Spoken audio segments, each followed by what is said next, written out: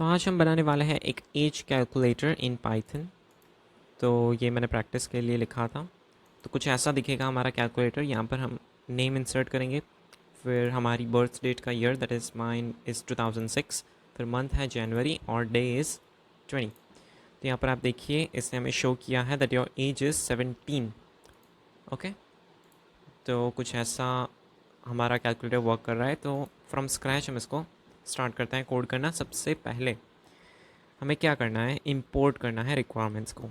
Importing requirements, तो यहाँ पर हम लिखेंगे फ्रॉम किंटर, फ्रॉम किंटर इंपोर्ट एस्ट्रिक, मतलब कि किंटर मॉड्यूल की सारी मेथड्स और फंक्शन को इंपोर्ट कर दो। और फ्रॉम डेट टाइम इंपोर्ट, सिर्फ हमें डेट ही चाहिए यहाँ पर।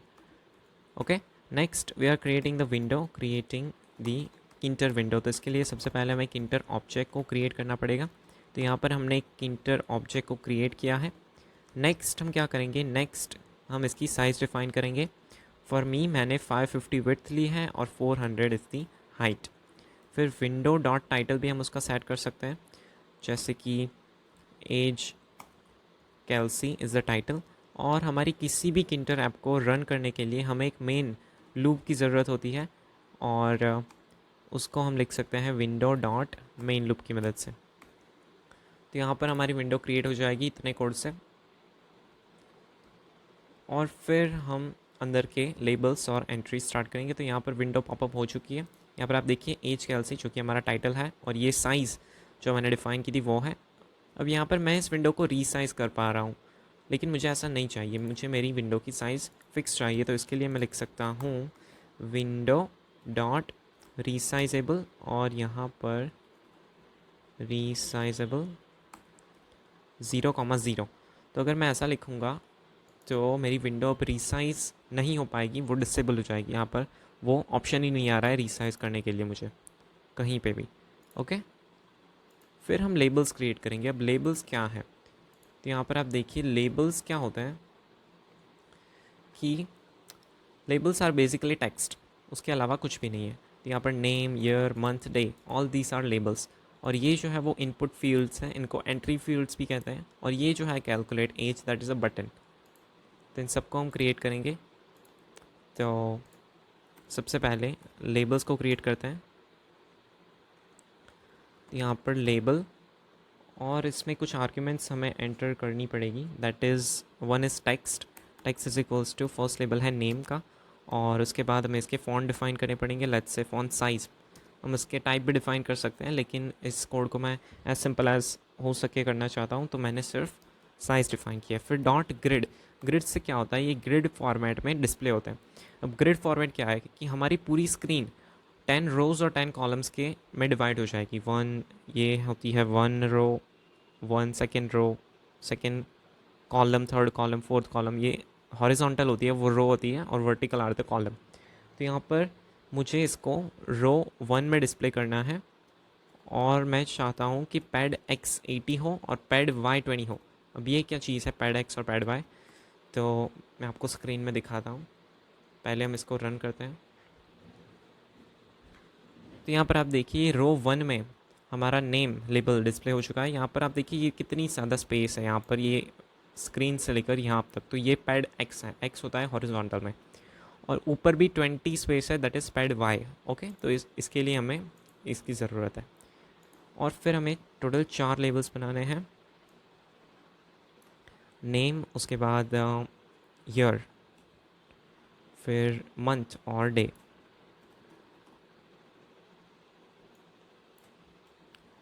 ओके, तो इसको रन करते हैं। वेट अ सेकेंड, हमने सब कुछ डिस्प्ले कर दिया है रो 1 में, इसके लिए ऐसा हुआ। रो 2, रो 3, और यहाँ पर आएगा रो 4। परफेक्ट, हमारा प्रोग्राम परफेक्ट दिख रहा है यहाँ पर, राइट। फिर हमें क्या करना है, फिर हमें क्रिएट करने हैं कुछ एंट्री फील्ड्स। उसके पहले हमें इनपुट को स्टोर करने के लिए कोई वेरिएबल भी चाहिए होगा। तो हम 4 वेरिएबल्स को डिफाइन करते हैं सबसे पहले, that are name is equals to, यहाँ पर एंट्री, और इसमें कुछ आर्ग्यूमेंट्स डालनी होती हैं हमें। सबसे पहली आर्ग्यूमेंट होती है विंडो, मतलब कि हमारी कौन सी विंडो पर हमें ये वेरिएबल चाहिए। तो दैट इज़ दी, जो भी हमने ऑब्जेक्ट का नाम रखा हो वो यहाँ पर पास करना है। उसके बाद हमें पास करनी है, ओके वेट, ये तो हमने डायरेक्ट एंट्री क्रिएट की। सबसे पहले हमें वेरिएबल्स क्रिएट करने पड़ेंगे। इनिशियलाइजिंग दी वेरिएबल्स, नेम वैल्यू नाम का एक वेरिएबल है, और किंटर में आप स्ट्रिंग वैर फंक्शन की मदद से वेरिएबल को क्रिएट कर सकते हैं। तो यहाँ पर एक नेम की वैल्यू होगी, सेकेंड वैल्यू होगी ईयर की वैल्यू, फिर नेक्स्ट होगी मंथ की वैल्यू, और लास्ट होगी डे की वैल्यू, राइट। तो ये 4 वेरिएबल्स हमने क्रिएट कर दिए हैं। फिर हम इसके एंट्री फील्ड्स को क्रिएट करेंगे।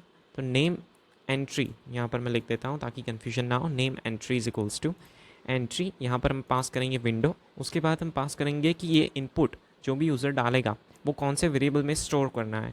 तो टेक्स्ट वेरिएबल आर्ग्यूमेंट होती है, और यहाँ पर हम वेरिएबल की नेम डालेंगे, दैट इज़ नेम वैल्यू। मतलब कि यहाँ पर जो भी इनपुट फील्ड है उसमें जो भी डेटा एंटर होगा वो नेम वैल्यू नाम के वेरिएबल में स्टोर हो जाएगा। ओके, और इसकी भी फॉन्ट साइज़ हम एंटर कर सकते हैं, और जितनी हमने यहाँ पर लेबल में रखी है उतनी ही साइज़ हम रखते हैं। ओके, तो ये अभी डिस्प्ले नहीं होगा क्योंकि हमने इसको ग्रिड से पैक नहीं किया है, राइट। तो यहाँ पर देखिए कुछ भी डिस्प्ले नहीं हो रहा है। तो इसको डिस्प्ले करने के लिए हमें क्या लिखना पड़ेगा, तो उसके लिए हमें यहाँ पर लिखना है नेम एंट्री डॉट ग्रिड, और ग्रिड में अब देखिए हमारी ये नेम वाली एंट्री रो 1 में है, तो ऑब्वियसली ये भी उसके लाइन में ही होना चाहिए। तो इसमें सबसे पहले आर्ग्यूमेंट आएगी रो 1, सेकंड आएगी कॉलम 1। अब यहाँ पर हमने कॉलम तो लिखी ही नहीं है, तो आप कहेंगे यहाँ पर कौन सी कॉलम है, तो यहाँ पर कॉलम 0 होती है। बाय डिफ़ॉल्ट ये कॉलम 0 ले लेता है। तो हमें नेक्स्ट लाइन में चाहिए, मतलब आप देखिए इस प्रोग्राम में यहाँ पर देखिए कॉलम 0 है, और ये जो है दैट इज़ कॉलम 1। ओके, तो ये फिर इसके आगे हमें जाना है तो कॉलम 2 लिखना पड़ेगा, इसलिए हम कॉलम 1 लिख रहे हैं। तो ये रो 1 कॉलम 1, और हम कुछ पैडिंग भी दे सकते हैं अगर देना चाहे तो। पैड वाई लेट्स से 20 दे देते हैं यहाँ पर भी, और इसको रन करते हैं। तो आप देखिए हमारा फर्स्ट इनपुट फील्ड बहुत ही अच्छी तरीके से क्रिएट हो चुका है। तो बस यही चीज़ हमें रिपीट करनी है 3 टाइम्स, और सारे इनपुट फील्ड्स रेडी हो जाएंगे।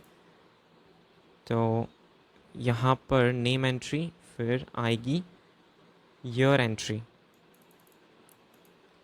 यहाँ पर year entry, then month entry, और last is the day entry. तो यहाँ पर वेरिएबल्स की वैल्यूज़ भी हमें चेंज करनी पड़ेगी। नेम वैल्यू की जगह पर ईयर वैल्यू, फिर नीचे आएगा मंथ वैल्यू,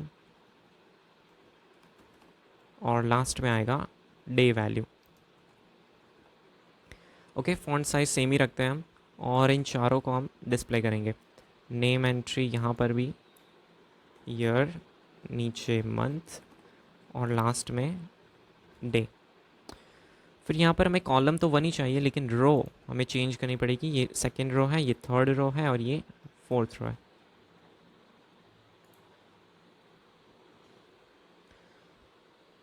तो यहाँ पर आप देखिए हमारा पूरा स्ट्रक्चर बहुत ही सुंदर क्रिएट हो चुका है। फिर हम बटन भी क्रिएट कर देते हैं, हैशटैग बटन। तो यहाँ पर बटन के अंदर कौन कौन सी आर्ग्यूमेंट चाहिए हमें, तो बटन के अंदर भी टेक्स्ट आती है। तो टेक्स्ट हम लिखते हैं calculate age is the text, और यहाँ पर सेकंड आर्ग्यूमेंट आती है दैट इज़ कमांड, मतलब कि अगर कोई ये बटन पर क्लिक करे तो कौन सा फंक्शन रन होना चाहिए। तो यहाँ पर हमें फंक्शन तो डिफ़ाइन किया ही नहीं है, तो यहाँ पर हम एक फ़ंक्शन लिख देते हैं कैलकुलेट एज नाम का, और यहाँ पर पास, इसके कोड को हम लिखते हैं थोड़ी देर में। तो यहाँ पर कमांड में हम लिख सकते हैं that is calculate the age. Okay, और नेक्स्ट हम फॉन्ट लिख सकते हैं दैट इज़ 17, हमें थोड़ा ज़्यादा बड़ा बटन चाहिए। ओके, यहाँ पर इस बटन को अब हमें डिस्प्ले भी करना पड़ेगा, राइट। तो उसके लिए डॉट ग्रिड और यहाँ पर देखिए हमने 4 तक की रो को यूज़ कर लिया है, तो यहाँ पर हम लिखेंगे रो 5 और कॉलम वही रखते हैं, दैट इज़ 1, कॉलम 1। और जो हमारा पैडिंग स्टैंडर्ड है that is pad Y 17 sorry 20 हम दे देते हैं। ओके, तो लेट्स रन दिस। अब सिर्फ एक ही काम बचा है, that is to create a function to actually calculate. मतलब कि ये तो हमने सिर्फ स्ट्रक्चर डिज़ाइन किया है, हमें फंक्शन को डिफाइन नहीं किया है। ये देखिए थोड़ा सा एनिमेशन, डिफ़ॉल्ट एनिमेशन भी हम देख सकते हैं बटन में। नेक्स्ट हम करेंगे फंक्शन को कोड, तो वो भी बहुत ही सिंपल है। सबसे पहले हमें आज की डेट को फैच करना पड़ेगा, तो today is equals to date dot today, एक फंक्शन है यहाँ पर जिसकी मदद से आज की डेट फैच हो जाएगी। सेकेंड हमें क्या करना है, सेकेंड हमें बर्थ डेट को एक स्ट्रक्चर में लिखना पड़ेगा, तो birth date is equals to, यहाँ पर हमें लिखना है डेट फंक्शन के अंदर integer of year entry dot get. Okay, तो ये गेट फंक्शन से क्या होता है, ईयर एंट्री जो कि हमारा वेरिएबल था, वो जो भी यूज़र एंटर करेगा वो सबसे पहले ईयर वैल्यू में एंटर हो जाएगा। फिर हमें उसमें से उसकी वैल्यू को गेट करने के लिए ये लिखना पड़ता है डॉट गेट। ओके, तो ये हमने सिर्फ ये ईयर गेट किया, सेम तरीके से हम मंथ और डे को भी गेट करेंगे। तो कॉमा कॉमा, तो यहाँ पर ईयर एंट्री की जगह आ जाएगा मंथ एंट्री एंड उसके बाद आ जाएगा डे एंट्री। ओके, तो ये हमारी बर्थ डेट एक स्ट्रक्चर में सेव हो चुकी है। अब हम लिखेंगे सिर्फ एक लाइन का लॉजिक जिससे हम कैलकुलेट करेंगे पर्सन की age. Age is equals to, तो यहाँ पर सबसे टफेस्ट पार्ट है, आपको समझना पड़ेगा ध्यान से। यहाँ पर क्या लिख रहा हूँ मैं, today dot year minus birth date dot year, मतलब कि आज की डेट। फॉर एग्जांपल आज है 2023 और बर्थ डेट थी 2006, तो ये माइनस करेगा 2023 में से 2006, राइट, तो जो कि अप्रॉक्सीमेटली 17 आता है। फिर हम माइनस करेंगे today dot month comma today dot day, और फिर एक कंडीशन चेक कराएंगे is less then birthday dot month और बर्थडे डॉट डे।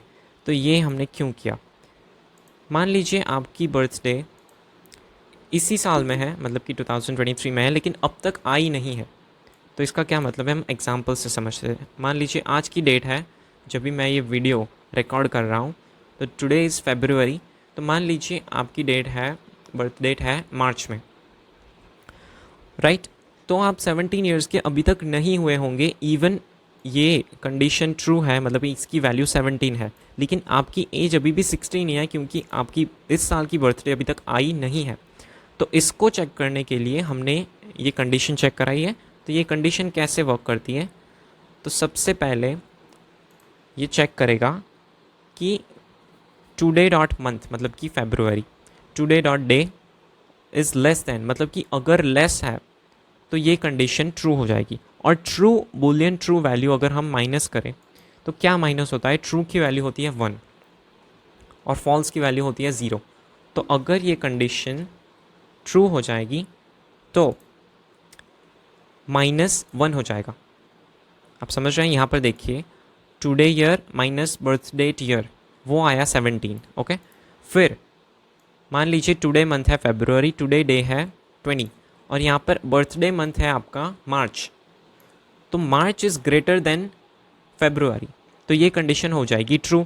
अगर ट्रू होगी तो इस पूरे ब्रैकेट का आंसर आ जाएगा 1, मतलब कि 17 में से एक माइनस हो जाएगा, तो आपकी एज एग्जैक्ट एज आएगी 16, क्योंकि आपकी इस साल की बर्थडे आई नहीं है। तो इसके अकॉर्डिंग ये लॉजिक वर्क कर रहा है।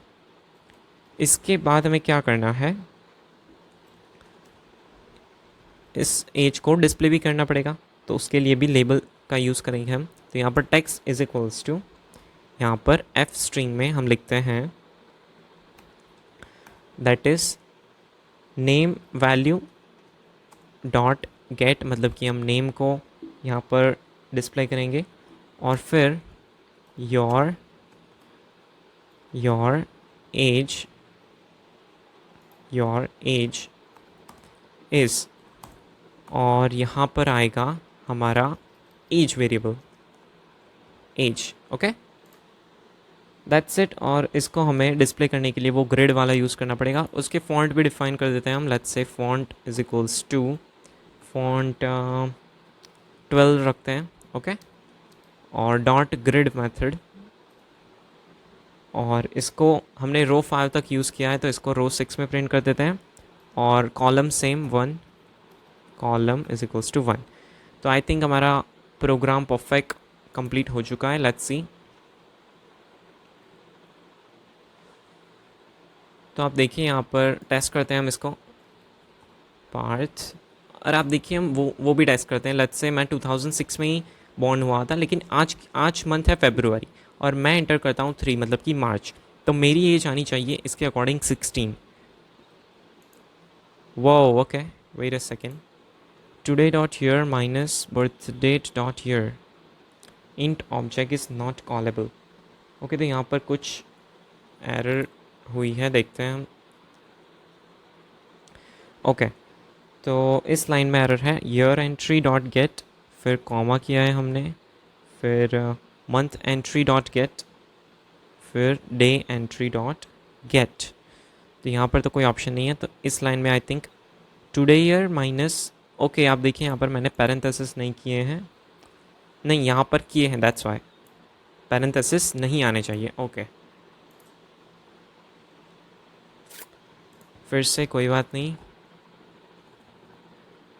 यहाँ पर ईयर सेम 2006, मंथ मार्च और डे 20।